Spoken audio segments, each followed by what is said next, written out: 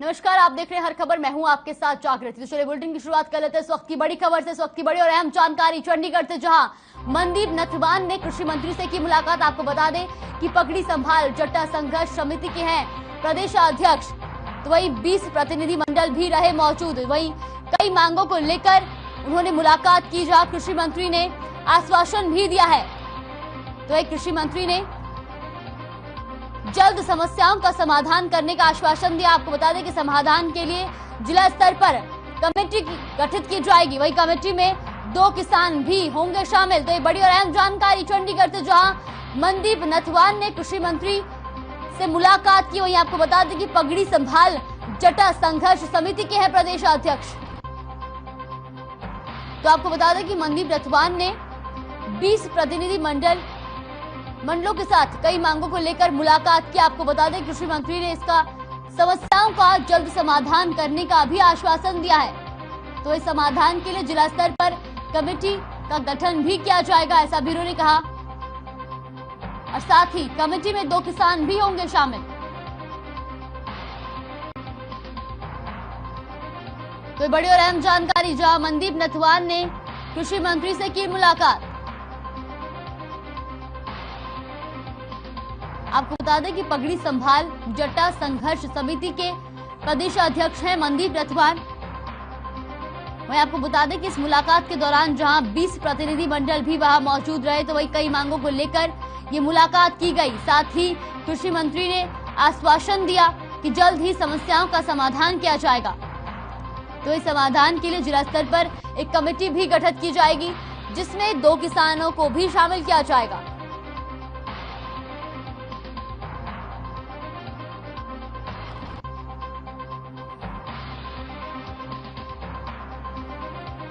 तो बड़ी और अहम जानकारी चंडीगढ़ से, जहां मनदीप नथवान ने कृषि मंत्री से मुलाकात की। तो ये आपको बता दें कि कई मांगों को लेकर ये मुलाकात की गई। इस दौरान मुलाकात में जहां 20 प्रतिनिधि मंडल भी मौजूद रहे, तो वहीं कृषि मंत्री ने जल्द ही समस्याओं का समाधान करने का आश्वासन भी दिया।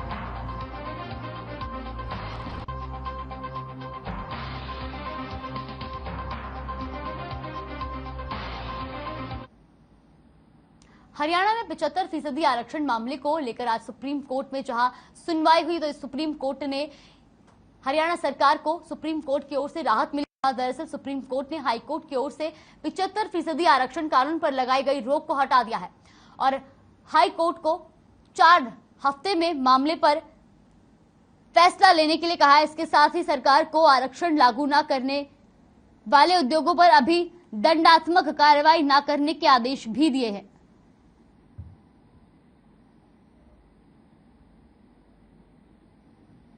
तो जहां हरियाणा में 75% आरक्षण के मामले को लेकर आज सुप्रीम कोर्ट में सुनवाई हुई, जहां हरियाणा सरकार को सुप्रीम कोर्ट की ओर से राहत मिली। जहां दरअसल सुप्रीम कोर्ट ने कहा हाई कोर्ट की ओर से 75% आरक्षण कानून पर लगाई गई रोक को हटा दिया है और हाई कोर्ट को 4 हफ्ते में मामले पर फैसला लेने के लिए कहा है। इसके साथ ही सरकार को आरक्षण लागू न करने वाले उद्योगों पर भी अभी दंडात्मक कार्रवाई न करने के आदेश दिए हैं।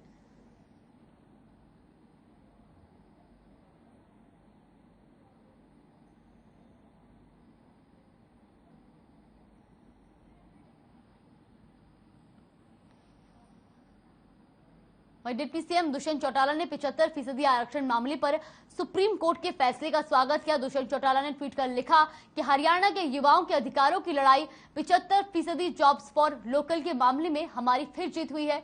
माननीय सुप्रीम कोर्ट ने बड़ा फैसला देते हुए कानून पर लगे स्टे को हटा दिया है। मैं सभी को विश्वास दिलाता हूं कि ये कानून सभी के हित में है और इस पर राजनीतिक मंशा से अड़ंगा नहीं लगना चाहिए।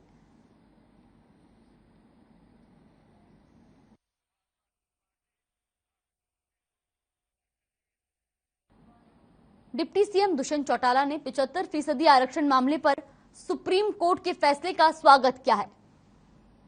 दुष्यंत चौटाला ने जहां ट्वीट कर लिखा कि हरियाणा के युवाओं के अधिकारों की लड़ाई 75% जॉब्स फॉर लोकल के मामले में हमारी फिर जीत हुई है।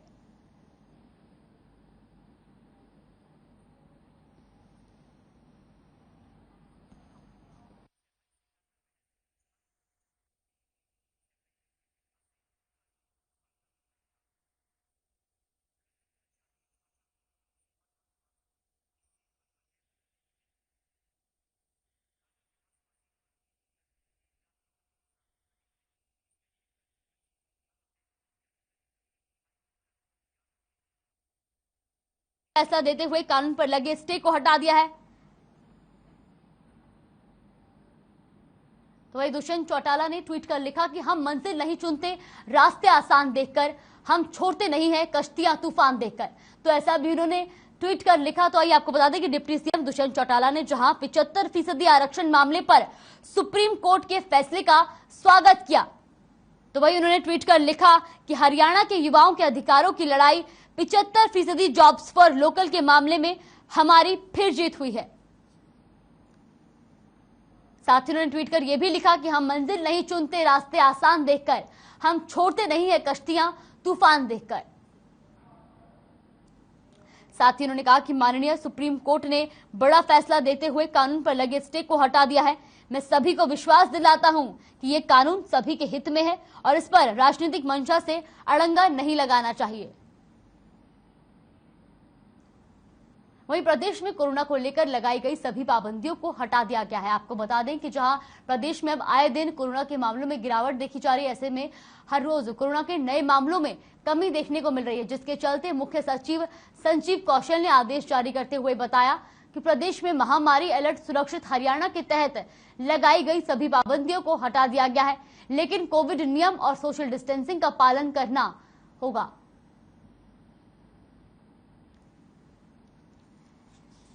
तो आपको बता दें कि जहां प्रदेश में कोरोना के लेकर लगाई गई सभी पाबंदियों को हटा दिया गया है।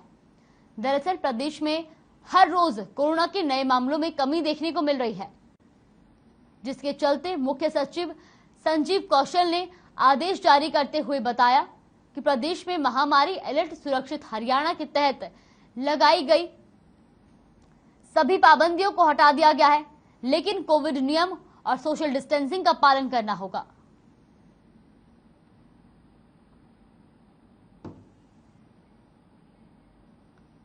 वहीं कांग्रेस महासचिव रणदीप सुरजेवाला ने सीएम मनोहर लाल को यूक्रेन में फंसे हरियाणा के लोगों को लेकर पत्र लिखा है, जिसमें सीएम को यूक्रेन के लोगों की मदद करने की अपील की है। आपको बता दें कि रणदीप सुरजेवाला ने कहा कि सरकार वहां फंसे लोगों को वतन लाने का प्रबंध करे और सभी को सरकारी खर्चे पर वापस लाया जाए।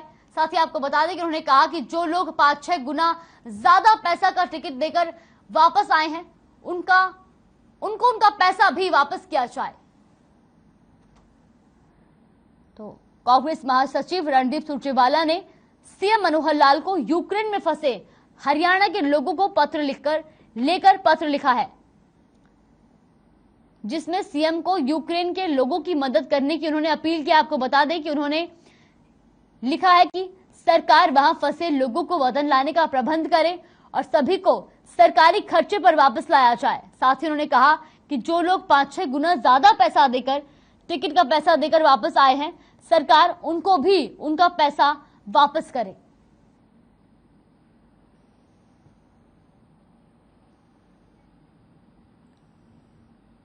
करनाल के जिला सचिवालय के बाहर रेवेन्यू पटवार और कानून गो एसोसिएशन हरियाणा ने प्रदर्शन करने के बाद धरना दिया। उन्होंने कहा कि पटवारियों को रजिस्ट्री के फर्जीवाड़े में शामिल करके गलत किया।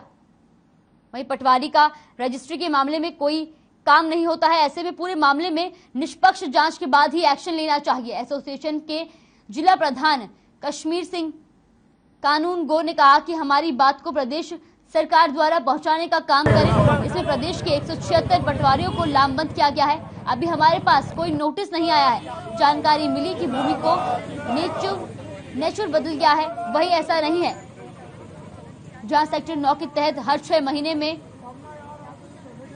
जहां चैप्टर 9 के तहत हर 6 महीने में पटवारी द्वारा मौके पर जाकर गिरदावरी की जाती है, तो वही हर किला नंबर की गिरदावरी करते हैं। साथ ही लिखते हैं कि कहां पर गेहूं है, कहां सरसों है, कहां पर ट्यूबवेल या कहां पर कोटा बना है। इसी तरह दूसरे सीजन में धान व अन्य फसलों का ब्यौरा चढ़ाया जाता है। हमसे जो जवाब मांगा जाएगा हम उसका जवाब देंगे।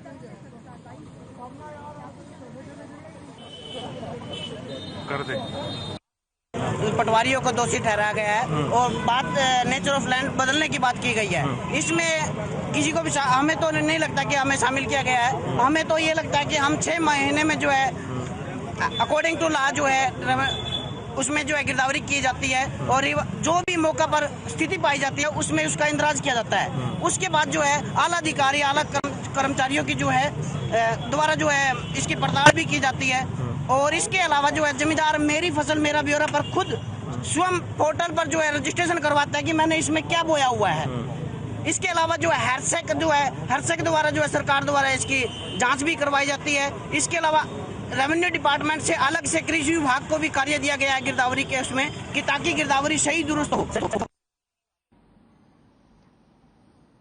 वही अम्बाला छावनी में आंगनवाड़ी वर्कर्स अपनी मांगों को लेकर धरना दे रही हैं। इसके मद्देनजर डीएसपी अनिल कुमार ने उनकी कानून व्यवस्था की ड्यूटी लगाई है। उन्होंने कहा कि सभी को संवैधानिक तरीके से अपनी बात रखने का पूरा अधिकार है, इसलिए उन्होंने कहा कि कोई भी कानून व्यवस्था ना बिगाड़े, इसके लिए जगह जगह महिला पुलिस को तैनात किया गया है, जिससे कि कोई भी अप्रिय गतिविधि ना घटे। इतना ही नहीं, पूरे राज्य में एस्मा और डिजास्टर मैनेजमेंट लागू की गई है। जगह जगह बसों की चेकिंग की जा रही है, जिससे किसी भी प्रकार का बुरा तत्व, भगदड़ या अफवाह कानून व्यवस्था को ना बिगाड़ दे। यहां तक कि वर्कर्स को समझाकर वापस भेजा जा रहा है।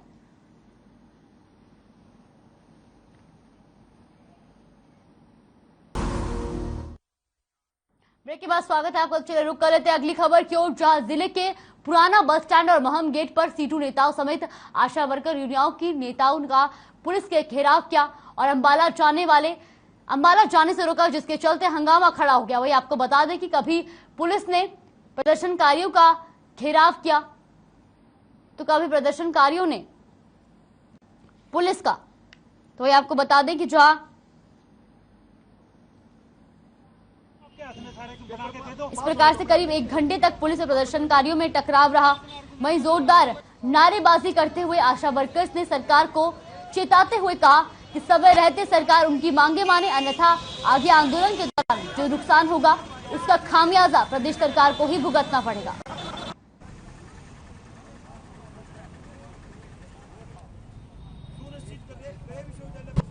आज का प्रदर्शन जिला इकाई इन सभी होने द्वारा ऑनलाइन और ऑफलाइन दोनों विकल्प विद्यार्थियों को दिया जाएगा। कमी परीक्षा मुश्किल लेकर किया गया है और भी काफ़ी खामियां इस विद्यालय में है। जैसे एग्जाम ब्रांच में बहुत सारी खामियां हैं। जो भी है घोषित परीक्षा परिणामों को घोषित किया जाए तुरंत प्रभाव से 1-2 दिन के अंदर, क्योंकि इन्होंने परसों भी रिपेयर के एग्जाम के लिए नोटिस निकाल दिया। रिपेयर का रिजल्ट अभी तक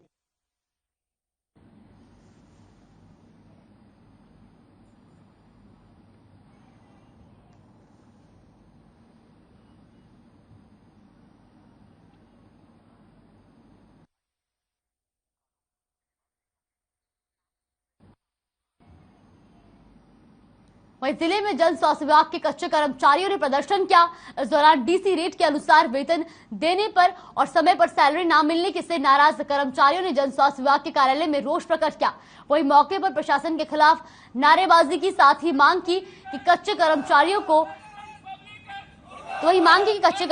को डीसी रेट के हिसाब से सैलरी दी जाए और पीएफ और ईएसआई की सुविधा भी दी जाए। वहीं बातचीत के दौरान कर्मचारियों ने बताया कि काफी समय से सैलरी नहीं मिली है, जिसकी वजह से गुजारा करना बहुत मुश्किल हो गया है। इस बीच कर्मचारियों ने प्रशासन को चेतावनी दी कि अगर प्रशासन द्वारा उनकी मांगों को जल्द पूरा नहीं किया तो एक बड़ा आंदोलन किया जाएगा, जिसके तहत सभी कर्मचारी हड़ताल करने को मजबूर होंगे।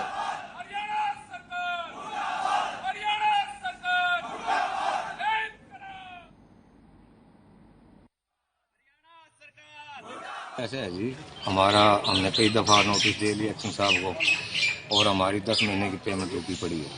किसी की 10 की है, किसी की 8 की है, किसी की 6 की भी है।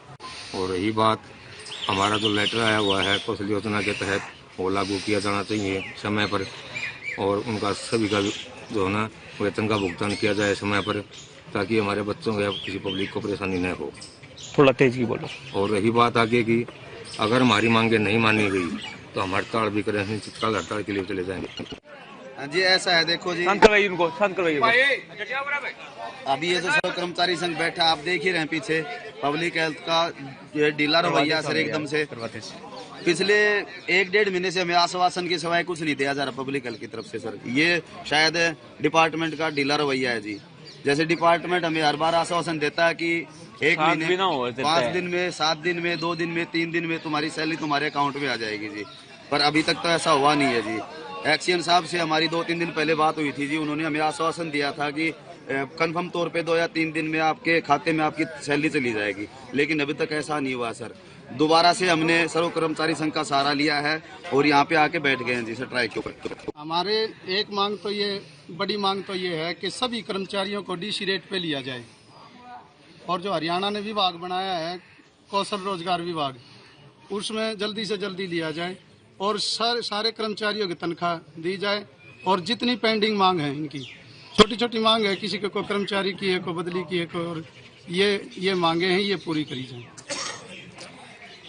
और हमारी कोई मांग नहीं है, और आगे अगर ये मांग हमारी नहीं मांगी गई तो फिर हम भारी आंदोलन करेंगे। ये हमारी चेतावनी है सरकार को। और भी इसके अलावा कर सकते हैं कुछ?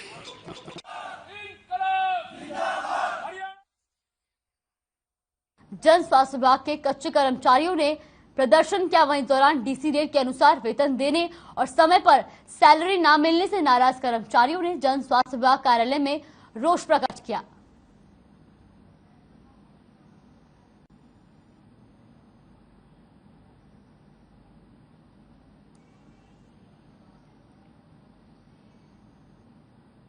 जिले के सेक्टर 6 में मौजूद शक्ति भवन के बाहर Haryana state electricity board workers union संबंधित कर्मचारी संघ ने अपनी मांगों को लेकर जोरदार प्रदर्शन किया।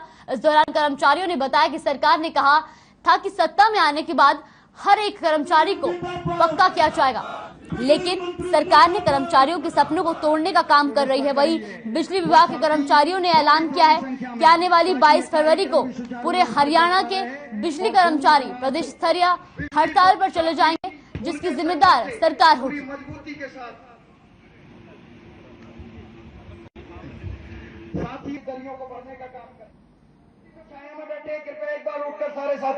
आज का प्रोटेस्ट उत्तरी हरियाणा के तमाम बिजली कर्मचारी और अपने 10 के 10 सर्कलों के कर्मचारी आज पंचकुला मुख्यालय पर विरोध प्रदर्शन दर्ज करा रहे हैं, जिसमें एमडी एचवीपीएन, एमडी एचपीजीसीएल और एमडी यूएचबीवीएन उनको हम ज्ञापन देंगे माननीय मुख्यमंत्री के नाम। माननीय मुख्यमंत्री को ज्ञापन के माध्यम से अवगत कराएंगे कि हम लोगों ने 22 फरवरी को कर्मचारियों की डिमांडों के लिए जो हड़ताल का कार्यक्रम दे रखा है, अगर उस पर संज्ञान लेते हुए हमारी किसी भी डिमांड को अगर सरकार पूरी नहीं करती है तो आने वाली 22 फरवरी को आज जो ये रोज प्रदर्शन कर्मचारी कर रहे हैं, भारी से भारी संख्या में हरियाणा प्रदेश का एक कर्मचारी अनिश्चित 1 दिन की हड़ताल पर जाएगा। मीडिया के साथ ही आपके बीच में वर्कर यूनिटी। हरियाणा से गुजरने वाली यमुना कई जिलों में दूषित हो रही है। सीवरेज और नालों का गंदा पानी यमुना और पश्चिम यमुना नहर में गिराया जा रहा है। अब एनजीटी ने इसकी रोकथाम के लिए निर्देश जारी किया है। यमुना नगर में ऐसे 6 स्थानों का पता चलाया है जहां से दूषित पानी यमुना और पश्चिमी यमुना नहर में गिराया जा रहा है। वही यमुना नगर के उपायुक्त पार्थ गुप्ता ने सिंचाई विभाग और नगर निगम के अधिकारियों के साथ उन स्थानों का दौरा किया जहां से दूषित जल यमुना और पश्चिमी यमुना नहर में गिराया जा रहा है। इसके साथ साथ यमुना के किनारों पर सफाई व्यवस्था का भी जायजा लिया।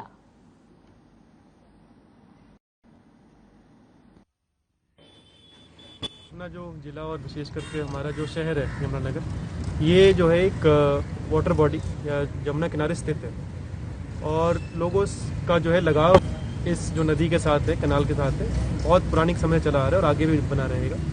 इसके हमारी दिनचर्या में भी एक अहम भूमिका है और जो हमारे मुख्य मेले होते हैं, धार्मिक जो हमारे फेस्टिवल्स वगैरह होते हैं, उनमें भी इसका एक बड़ा अहमियत जो है इनकी रोल है। उसको देखते हुए काफ़ी समय से जो है शहरवासियों की तरफ से यहाँ घाटों, कनाल के ऊपर घाटों की, पक्के घाट की व्यवस्था के लिए